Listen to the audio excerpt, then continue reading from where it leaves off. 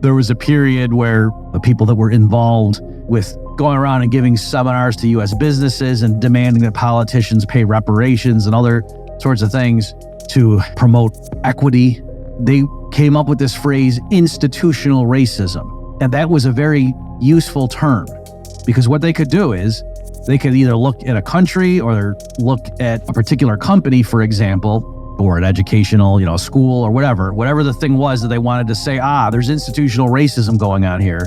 It's very analogous to what's going on with the Trump team's accusations of unfair trading practices here. And their evidence is just to point to a disparate outcome and say, well, there's a trade deficit, right? And so you could say when you see, this particular country, the U.S. has a large trade deficit with them. And then you can say, okay. And then you said, well, their tariff rate isn't very high. You say, they must have some non-tariff barriers. You said, well, okay, tell us what.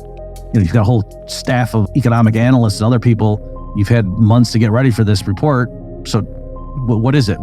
Point to it. What are their unfair practices? And they say, well, we don't have to. Just the fact that this outcome exists means they must be doing something unfair.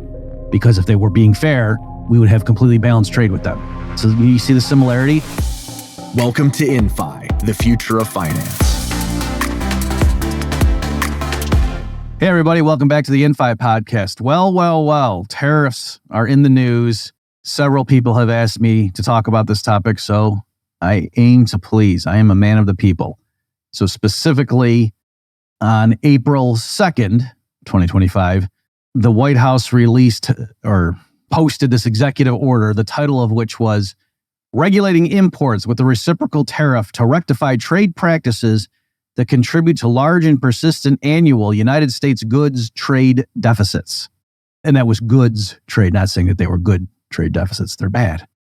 Let me just read the first two paragraphs of this just to give you a flavor for it, and then I'll just go to the commentary.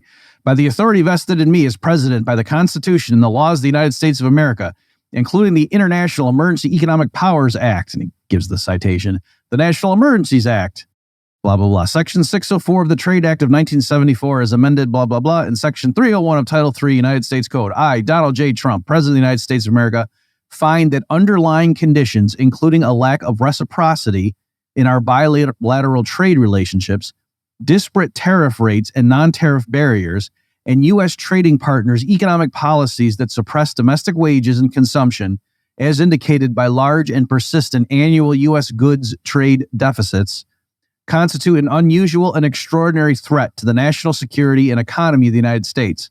That threat has its source in whole or substantial part outside the United States in the domestic economic policies of key trading partners and structural imbalances in the global trading system.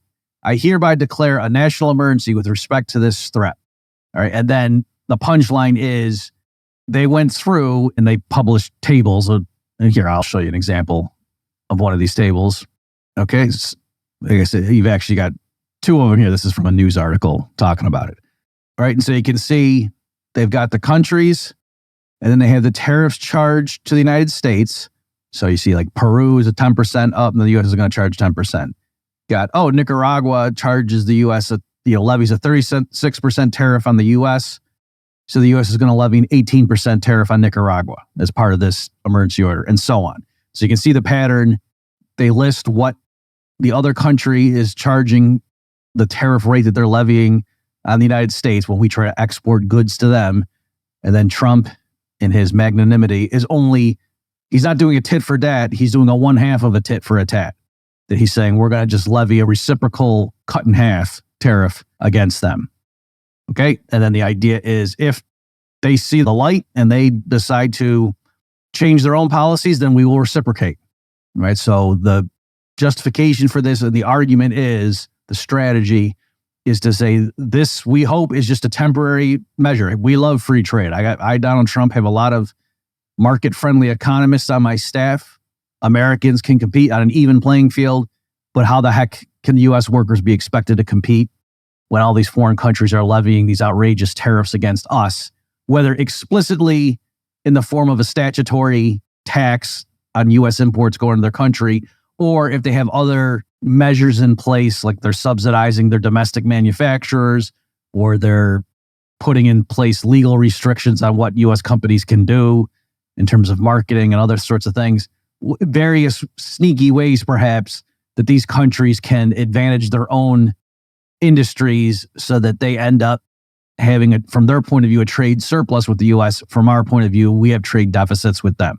All right. And we hope by us taking this action where we're not matching exactly what they're doing, we're just doing it 50% of their sneaky practices.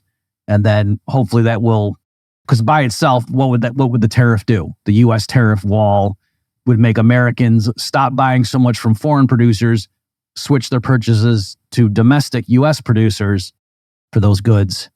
And then that will, if the other countries don't do anything, okay, then we just divert all that spending power to U.S. businesses and workers.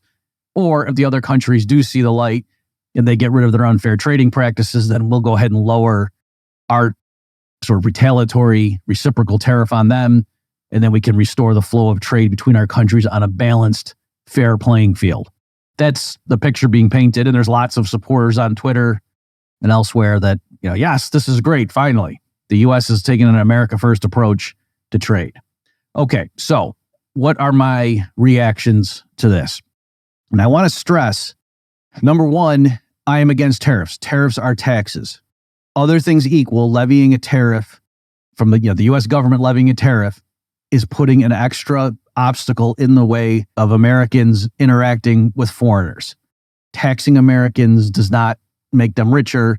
If you want to say, well, it's levying it, well, it's complex. But for example, if the U.S. raised the corporate income tax on U.S. companies to 90%, would you argue that doesn't hurt workers in any way? Because, they're not taxing the workers, they're just taxing the company. I hope you wouldn't think that. Okay, so putting taxes on the people trying to sell goods to Americans also hurts Americans. Just like having a huge sales tax, even if the government made it that the business paid it, that would still obviously impact U.S. consumers. Okay, so there's that element. That's the main thing. Having said that, though, for those who have been following my commentary in the past 6 months or so, as this tariff issue has become a big deal, I am not just a dogmatic, ideological, free trade good, tariffs bad, Donald Trump's an idiot. That's not what I've been saying. In fact, I've been accused by my free trade colleagues of being squishy on this and trying to curry favor with the MAGA folks. Because what I have been saying is, yes, if you listen to the more sophisticated economic advisors around in Trump's orbit, guys like Stephen Moran, for example, the guy that Trump nominated to be the head of his Council of Economic Advisors, they are not just coming out and doing what would be considered crude protectionist arguments about, you just put a tariff on foreign imports and then that boosts U.S. job creation and wage. No, they're giving very sophisticated arguments, including saying, hey, because the U.S. is a big market for international goods, if the U.S. imposes a tariff, that raises prices for U.S. consumers less than what would happen if some tiny island in the Pacific levied tariffs against imports from the rest of the world, right? So in other words, for a given tax hike on imports going into the U.S., because Americans as a class have such strong purchasing power, that tax burden ends up getting shared by U.S. consumers and the foreign producers. In other words, the foreign producers eat some of it. They lower their sticker price, as it were, to help offset the impact of that markup at the port.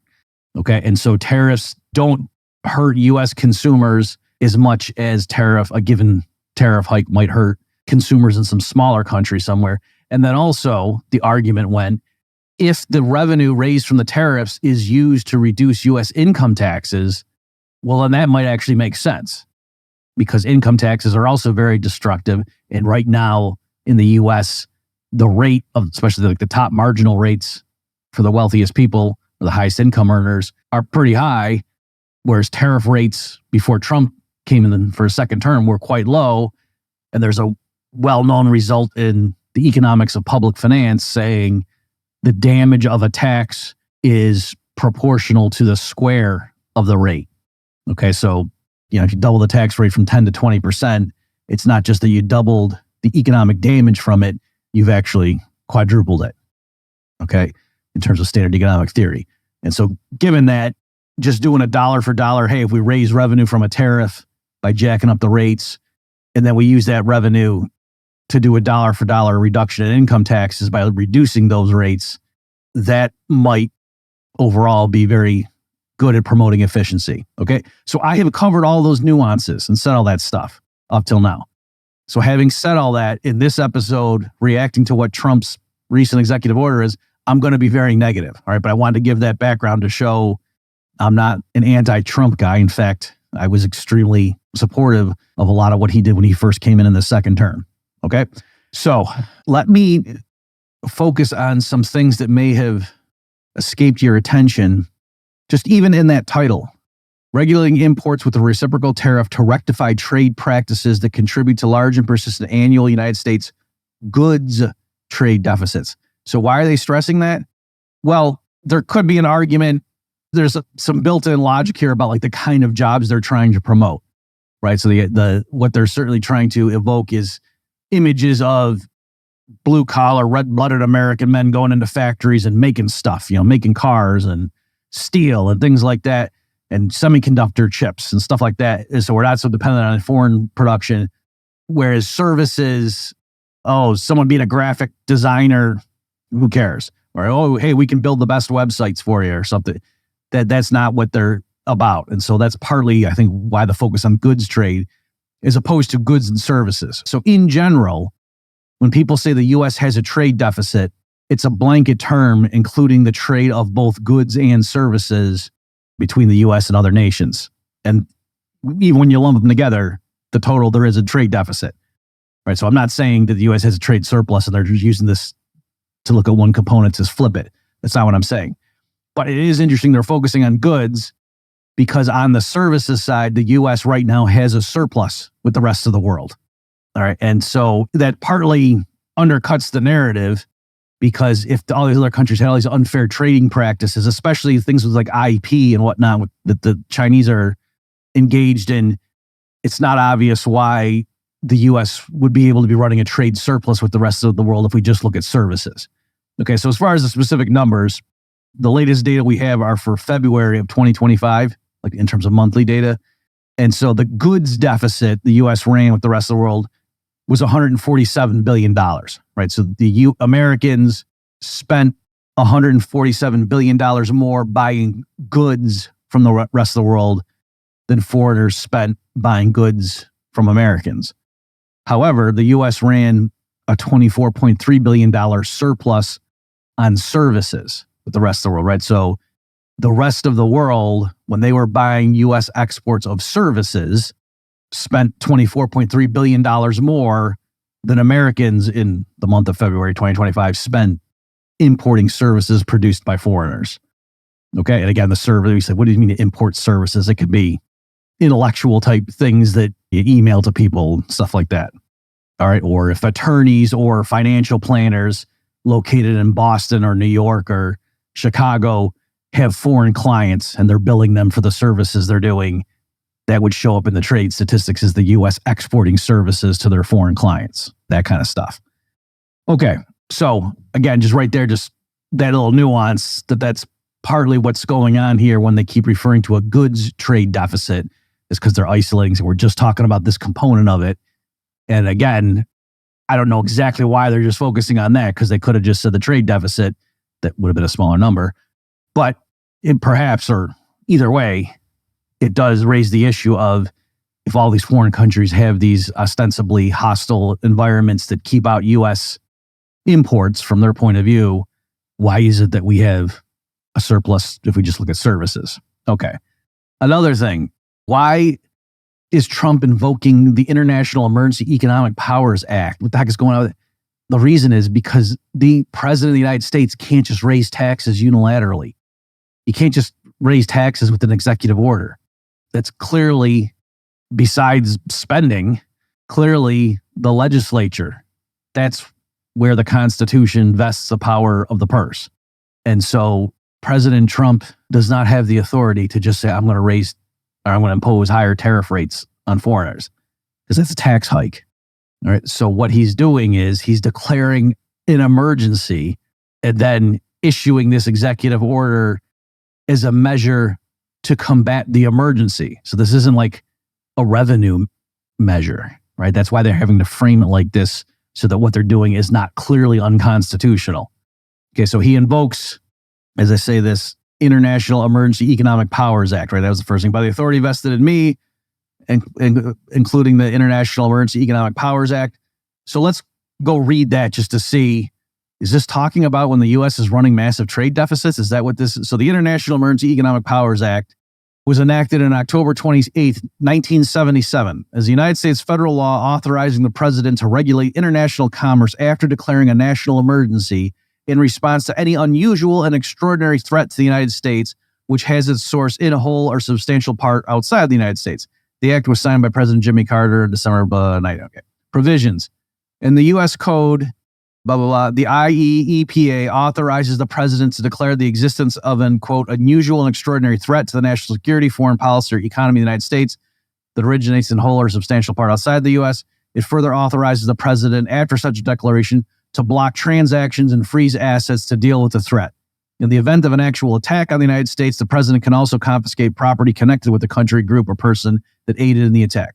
Okay, so in context there, clearly what that act is supposed to do is if some foreign country launches a military attack on the United States, the president is allowed to like freeze their bank accounts, or if they have assets in the U.S. or like held abroad that the U.S. has some power to stop.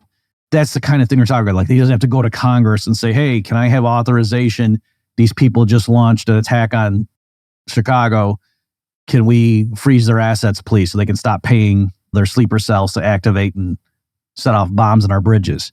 That no, the president can just flip the switch and freeze their assets, right? That's what this legislation was for. It's not, oh, hey, we've been running massive trade deficits with the rest of the world for decades, so maybe we're going to do something about it finally. Let's impose retaliatory tariffs on that. That's not what this is. So I'm partly saying that because a lot of Trump supporters are people who claim to care about the Constitution and how, the left-wing liberals just use all sorts of contortions to engineer their social agenda and ignoring the plain text of the Constitution, right? Well, that's what's happening here too. Okay, so as far as the analysis of those tariff rates, that's the biggest problem I have with all of this. So again, we can flash it again for you. What Team Trump is claiming they're doing is just levying reciprocal, and in fact, reciprocal cut in half tariff rates on what these other countries are doing. And they do say we're also including in the calculation when we show what is the tariff rate that these foreign countries are imposing on our imports to them. It includes non-tariff barriers. Okay, so they're admitting at the outset that if you went and looked, so they're saying, for example, that Burma has an 88% tariff on the U.S. That's what's in their table. If you go and look up Burmese tax rates and say, what's the tariff rate? It's not 88%. That's not okay. So he said, so there must be they must have other mechanisms in play. And they were assuring, like the deputy trade secretary came out when they were challenged and said, no, we did careful analysis and we quantified the nature of these unfair trading practices. And that's where these numbers are coming from, right? Because they were challenged, like where I get these numbers. It turned out, because people did some sleuthing when these numbers first got posted, fairly quickly, people discovered the pattern. What they did is they took a given country's trade deficit, like the trade deficit the U.S. had with them, right? So how much more did Americans buy from that country than vice versa, measured in dollars? And then they divided that by that country's exports to the U.S. or U.S. imports from that country, same thing.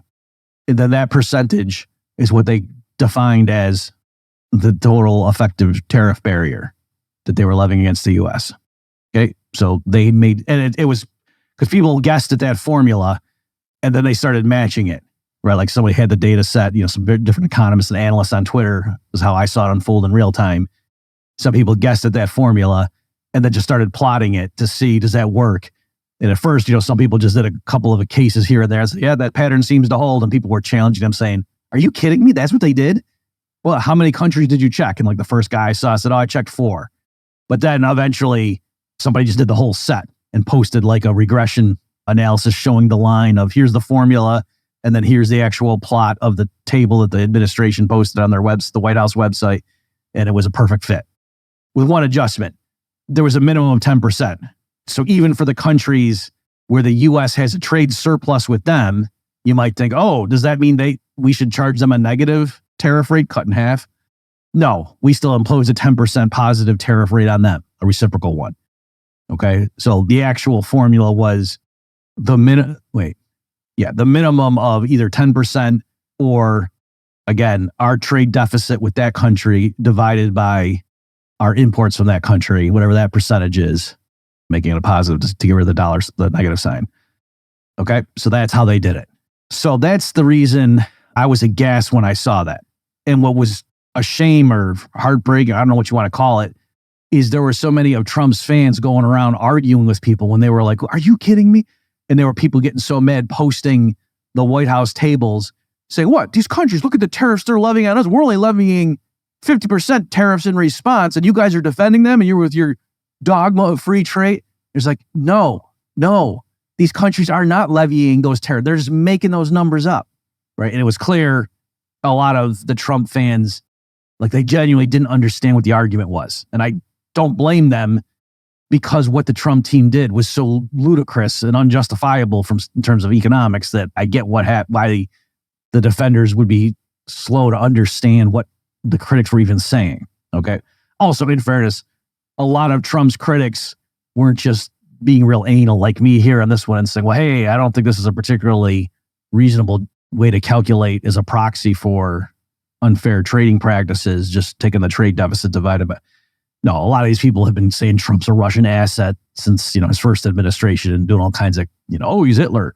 So I get it why Trump's fans aren't going to take a half an hour to really give a careful hearing to his critics when they come forward at this point. I get it. But point being, let me just take a moment and try to get across how ludicrous it is to be using this technique as a way of quantifying, hey, here's a list of all the countries of the world, and here's the method we came up with to quantify their implicit tariff rate against us, and to use that formula that I said.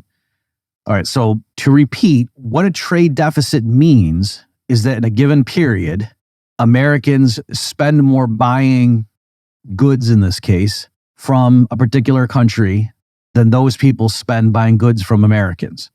So in and of itself, the fact that the U.S. has a trade deficit with a particular country doesn't tell us anything about the trade barriers or lack thereof that may exist. You right now have a trade deficit with your local grocery store unless you happen to be an employee of your local grocery store, in which case you have a big trade surplus with them, right? In general, you, dear listener, have a trade surplus with the people who employ you, and you have a trade deficit with the companies where you spend your money. Or if you want to make it geographically, wherever your place of work is located, you have a trade surplus with that city, and then you have a trade deficit. Like if you go on vacation somewhere, you certainly have a trade deficit with that city. Okay. And the fact that you have a trade deficit like with your local grocery store, again, unless you happen to work for them, that doesn't mean your local grocery store has some kind of unfair policies in place that makes it impossible for you to sell your services to that grocery store. No, it's just with the nature of what it is that you have to sell and what they have to sell. It just so happens that in a typical month, you're going to buy more from them than they're going to buy from you. It doesn't mean anything about somebody being unfair.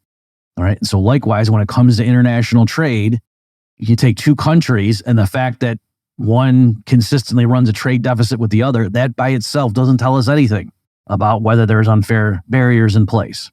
In general, suppose the whole world had no trade barriers at all. It was completely free, unfettered trade. And especially if the countries were small, just statistically speaking, meaning like a given country didn't have that big of a population. And then you just did the numbers and checked for every, all the different possible pairwise comparisons of, any two countries vis-a-vis each other and what the trade was for a given year, let's say. Well, with hundreds of countries around the world, even with completely unfettered free trade, you wouldn't expect statistically that every single country would have a perfect balanced trade with every other country all the time. every year, year in, year out. Why would you expect that? No, what you would see is countries would have trade surpluses with some countries and they'd have trade deficits with other countries. And maybe, there are forces in place. And I would say this would be especially true if the countries not only didn't have trade barriers, but they also had hard money, like the people use gold or silver coins or Bitcoin maybe as the money, and you didn't have central banks and you didn't have governments running big budget deficits and stuff like that tends to distort things. But yeah, the closer you were to a pure free market, laissez-faire economy, I do think the representative country in a typical year would probably have balanced trade. But that wouldn't mean it would have exactly balanced trade with every other country in the world, month in and month out. Statistically, why would that happen? All that would really need to happen for the trade to be balanced is, again, just that the deficits summed up tend to equal the surpluses summed up across all the countries. Just like your household, it's not a big deal if you have a persistent trade deficit with your grocery store. What could be an issue, though, is if you have a persistent trade deficit with the rest of the world year in and year out, because that means you're living below your means, at least in terms of current income, right? If you're a retired person drawing down your assets for retirement, maybe that's fine, but you get the idea, okay? So that should give you some indication of why that measure is off. Another way to see this is, as I've been alluding to, right now, given the rest of the world and what their trading practices are and their trade barriers or lack thereof and tariff rates, the U.S. is running a trade surplus with dozens of countries annually. Let me just show you that. These numbers, I think I got these from the World Bank. I'll just show you the first three screenshots, right? So this is ranked and from biggest to smallest. So you can see we have the biggest, I think this is from 2022 data. So with the Netherlands, the U.S. in 2022 exported 72.8. I think that must be billions to them, or 72.9 with rounding. And we imported 35.6, right? So we had a $37.3 billion trade surplus with them. We had a 20.9 surplus with Hong Kong, a 14 billion surplus with Singapore, and so on. Okay, and you can see all the way down, Brazil, Panama, Belgium. And the list keeps going. Here's the next page, Argentina, Peru, Guatemala, all the way down to Honduras. And then it even keeps going. Morocco, Cayman Islands, Kuwait, all the way to Qatar. Okay, this starts dwindling and eventually go to zero. And then if you kept going on that list, it would flip negative. And then if you went all the way to the bottom, the U.S. has huge trade deficits, or did in 2022, with China as a whole, for example, right? Because the Hong Kong one was just pulling Hong Kong out from China proper. Okay. And if you added up the whole column, it would be a negative number, right? So I'm not saying they all add to zero. The U.S. on net runs a trade deficit with the rest of the world. That's true. But what I was showing you there is the U.S. runs a trade surplus with dozens of countries, even now, not in hypothetical free market world. And so what does that mean? Using the Trump team's logic, if those countries did the exact same calculation, they would conclude that the U.S. has unfair trade practices with them and trade barriers, preventing them from being able to export, from their point of view, into our country. And they would have every right to levy a retaliatory reciprocal tariff on us. So my point is, people right now presumably don't think that the U.S. is running a trade surplus with those dozens of countries because we have an unfair system levied against them, right? You say, oh no, that's how it works, because U.S. workers make good products, and that's why we're exporting to them, and it's a level playing field, and so their people have the ability to choose, and they pick our stuff because U.S. makes high quality stuff, reasonably priced. Okay, so then by the same token, the mere fact that the U.S. is running a trade deficit with some other country, that by itself doesn't tell us something unfair is going on.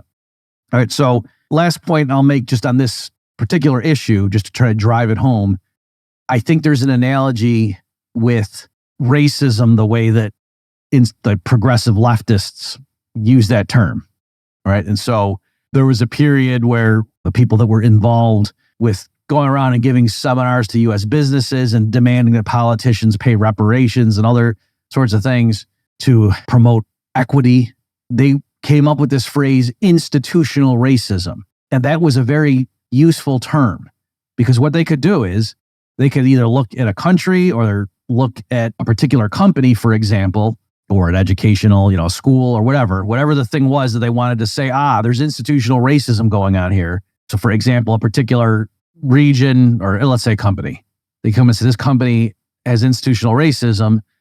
And then the defenders of the company could say, what do you mean? Like, do you have examples of our personnel who did something racist or like posting racist comments on social media? They say, no. And they say, oh, okay, like, do you want to look through our procedures, our company bylaws or other sorts of policy statements? Is there some official policies that we have that are clearly racist? And they say, no. And they say, well, why are you saying that we have institutional racism? They say, oh, because look, the amount of Black and Hispanic employees that you have in terms of percentage of your workforce is lower than in the surrounding community in terms of their share of the surrounding community. So the fact that you have this disparate outcome is evidence of institutional racism. It's not our job to point to any particular racist person or policy from your company. That outcome speaks for itself. If you had a truly neutral, fair set of policies and personnel in place, like in terms of your HR and hiring committees, we would see an equal share of Blacks and Hispanics that are in the community as shown in your workforce, the people working for your company. And so you got to do something. We're going to picket outside your office. We're going to take out ads in the paper accusing you of institutional racism until you rectify this. And so then what would the company have to do? I mean, it's not like, oh yeah, this one guy at HR who's a KKK member, let's get rid of him.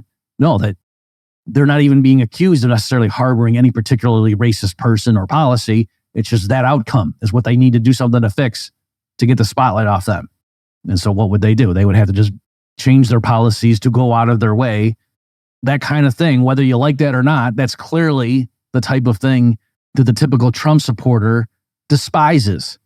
And they would say, no, there's all sorts of other completely innocuous reasons that a particular company might not have as many Black and Hispanic employees as a share of their workforce as the surrounding community. And they could go through and list off the things, right? And say, in any event, it's not up to that company to have to prove its innocence. If you're going to accuse them of harboring institutional or fostering institutional racism, point to some specific thing they're doing wrong. And also to talk like that, and this isn't hypothetical. We've seen these debates play out. If you're not a U.S. citizen, maybe like this isn't on your radar, but I'm not inventing scenarios here. This is how these debates unfolded over the last 15 years in the United States. And so when people talk like that and say, oh no, there's plenty of innocuous reasons that these outcomes in terms of employment outcomes could happen and blah, blah, blah. And then the activists who are alleging institutional racism would say, oh, so you're saying this doesn't, and they could just, show videos of police beating people up and talk about all sorts of anecdotal things showing, no, there really are racist people in the United States. Truly unfair examples of treatment of minorities has happened. And everybody is making true statements there. And so that's what I'm saying. It's very analogous to what's going on with the Trump team's accusations of unfair trading practices here. And their evidence is just to point to a disparate outcome and say, well, there's a trade deficit, right? And so you could say when you see, oh yeah, this particular country, the US has a large trade deficit with them. And then you could say, okay. And then you said, well, their tariff rate isn't very high. You say, yeah, well, they must have some non-tariff barriers. You said, well, okay, tell us what. You've got a whole staff of economic analysts and other people. You've had months to get ready for this report. So what is it? Point to it. What are their unfair practices? And they say, well, we don't have to. Just the fact that this outcome exists means they must be doing something unfair. Because if they were being fair, we would have completely balanced trade with them. So you see the similarity. And then for someone to come back and say, what are you talking about? I can come up with all sorts of innocuous explanations for why the U.S. might run a trade deficit with a particular country. That by itself doesn't prove anything. Unfair was going on. And then Trump's commerce secretary, whoever's doing the interview, can start rattling off and saying, oh, so you think the world's just a giant fair playing field? And you think we have completely balanced, laissez-faire activities going on planet Earth? Here, let me list for you a few anecdotal examples of unfair trading practices that foreign governments engage in. He wouldn't be lying. But again, that wouldn't prove, therefore, that list of dozens of countries with which the U.S. has a trade deficit, that they're all doing nefarious things. And that's the explanation. Okay. So I posted all that on Twitter when this stuff first broke. And some wise guy responded to me and said it's critical trade theory, like critical race theory. Okay, so there you go. All right, so that's my commentary on that. More generally, I've posted this before on InFi, but there might be some people who are just seeing this episode and you're new to the podcast. Let me just show you this chart. So this is the U.S. trade deficit is a share of GDP, right? So it's adjusted for that to be proportional so it makes sense of it over time. And you can see after World War II, and in fact, it goes back to 29, right? So the U.S. generally had balanced trade. There was a deficit in the midst of World War II. But other than that, the U.S. had basically balanced trade with the rest of the world up until the early 1970s. And then it just started this long slide, as you can see. And so I want to say it's not, well, let me ask the MAGA fans, what do you think happened? Do you think the rest of the world had completely fair and open markets up until the early 1970s, and then they just all started erecting walls, stopping U.S. exports from getting in, and they just kept tightening the screws, and that's the explanation? I would say no. I would say clearly the most obvious way to explain this chart is that the U.S. dollar was still tied to gold up until the early 1970s. Specifically, it was in August of 71 that Nixon finally killed the last remnants of the gold standard. And now that at that point, the dollar became completely untethered fiat currency. All right, so to me, that's the structural shift, not NAFTA and things like that. That really, the culprit is to understand why did the U.S. go from having roughly balanced trade, even in the post-war era, to running massive trade deficits starting in the early 70s. To me, it's clearly because of what they did with the money, what we did with the money, not what the rest of the world did. Okay, so to be clear, the rest of the world, let me put it this way. Believe it or not, in standard economic theory, if a particular country enacts a high tariff regime, in the long run, that probably won't, quote, help their trade balance. All right. And so here's the mechanism. We could do it from the U.S.'s point of view. Right. The U.S. is running a trade deficit with the rest of the world. And so Trump now enacts, 25% tariffs across the board, let's say, just to keep it simple.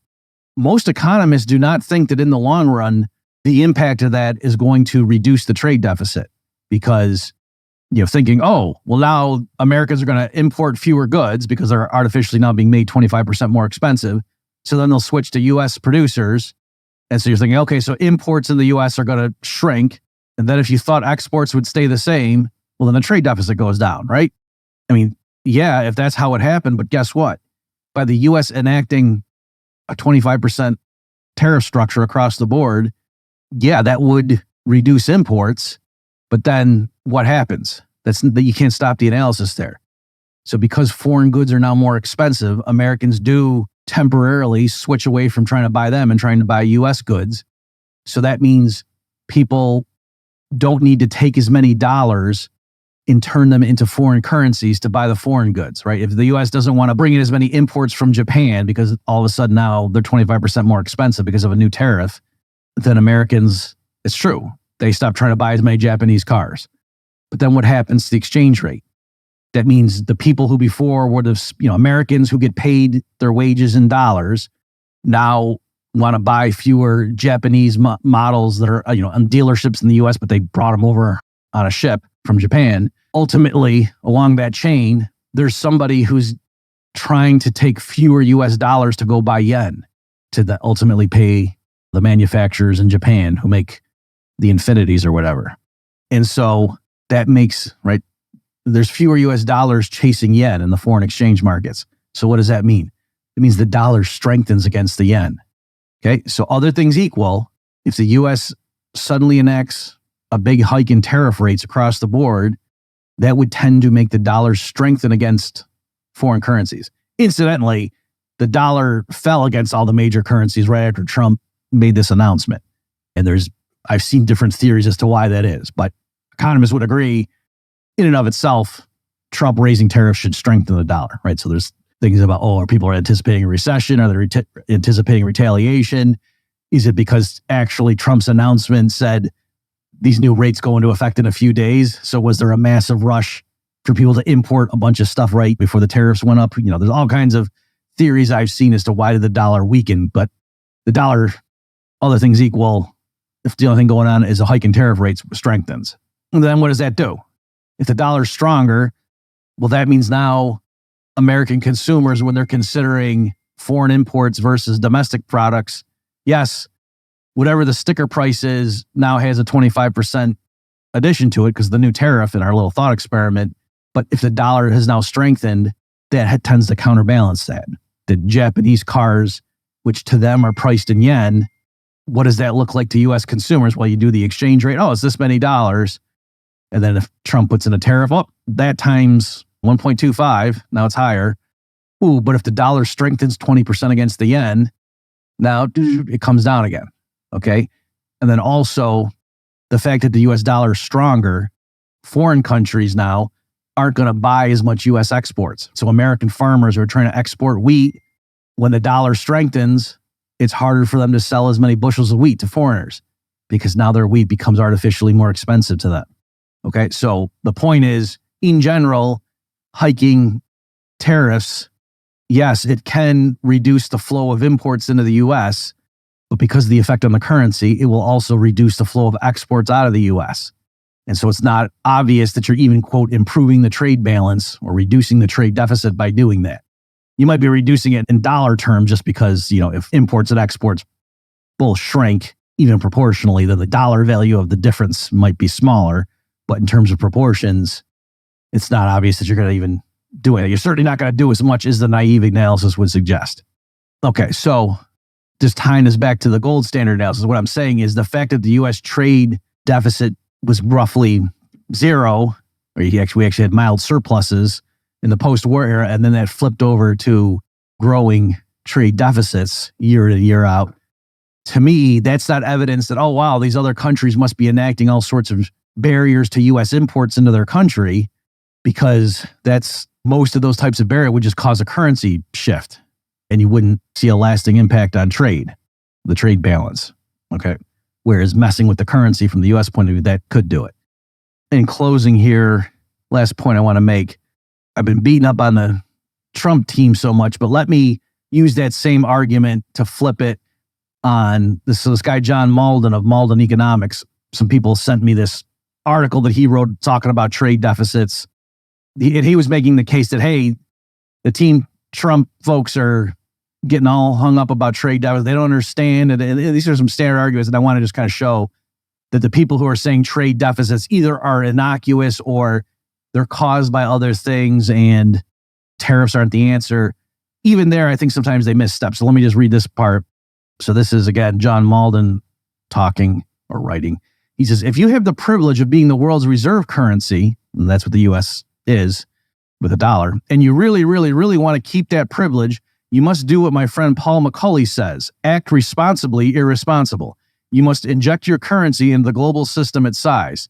Today, that means many trillions of dollars. You are required to run a deficit. The simple fact is that if we stop running deficits, we will eventually lose the ability to be the world's reserve currency. That's math, not policy.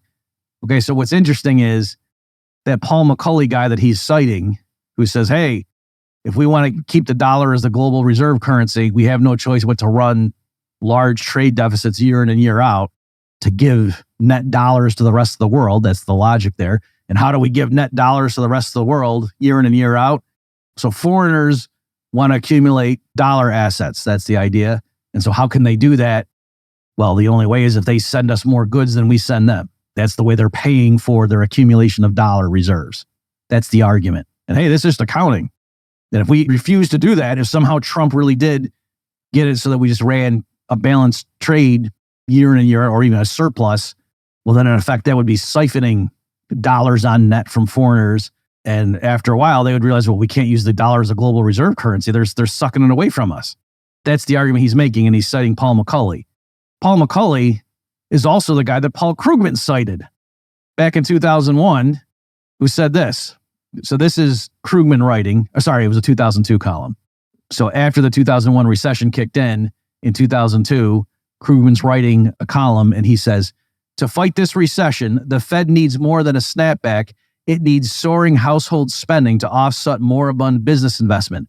And to do that, as Paul McCauley of PIMCO put it, Alan Greenspan needs to create a housing bubble to replace the NASDAQ bubble. All right. So Krugman, over the years, took a lot of grief for writing that, right? So to be clear, I was just quoting Paul Krugman from a 2002 column saying Alan Greenspan needs to create a housing bubble to replace the NASDAQ bubble. So when everything blew up later, 2007, 2008, Krugman's critics dug that up and said, oh yeah, good call, Krugman. And that he was running defense saying, I wasn't recommending that. I was just quoting Paul McCauley. I was just giving you information. I wasn't endorsing what he read. So that he tried to play this game. And at one point, Krugman said, I was just kidding, which it's not a very funny punchline. All right. So whatever Krugman's culpability may be, clearly that's what Paul McCauley said back then. And I want to say Paul McCauley was wrong then to say we need a housing bubble to fix the economy. And he's wrong now to suggest that, hey, if we want the dollar to be the global reserve currency going forward, we just have to suck it up and be willing to tolerate a never-ending stream of budget deficits. Specifically, the reason that's wrong, even if you think that foreigners need to accumulate year after year a net addition to their stockpile of things like treasury securities, U.S. debt, that doesn't mean that the U.S. itself has to run a trade deficit. And it doesn't even mean the U.S. government needs to run a budget deficit. The U.S. government could set up a sovereign wealth fund, for example. And that, yes, its gross amount of outstanding treasury debt could grow year after year. But with the money that effectively foreigners are lending to the U.S. government, it wouldn't need to just have a higher expenses than tax receipts in terms of consumption, buying bridges and fighter jets and stuff. It could just be investing in foreign real estate and foreign stocks and things like that. I'm not saying that the government should do that. I'm just saying in terms of the accounting, right? Because McCauley and then Malden were trying to make an accounting argument and just say, hey, the only way foreigners can continue to use the U.S. dollar as a global reserve currency is if the U.S. itself keeps running trade deficits. They didn't say it there, but also I've seen people argue, and that's why the U.S. government needs to perpetually run budget deficits, because otherwise they're like sucking treasuries out. And I'm saying that no, that none of that is true.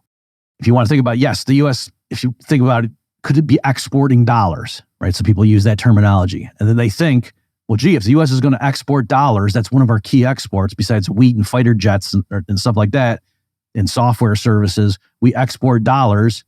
Well, if foreigners are sending us TVs in exchange for our dollars, that's going to show up as a trade deficit, right? And so, hey, we're getting penalized just because our currency is so awesome. The Fed's doing such a good job that's hurting us in terms of standard trades. To, say no. Even if you stipulate all that, or even if we stipulate all that for the sake of argument, there's nothing saying that when the Fed's exporting extra dollars to foreigners so they can add to their stockpile, they don't need to send us TVs. They could send us shares of their corporate stock.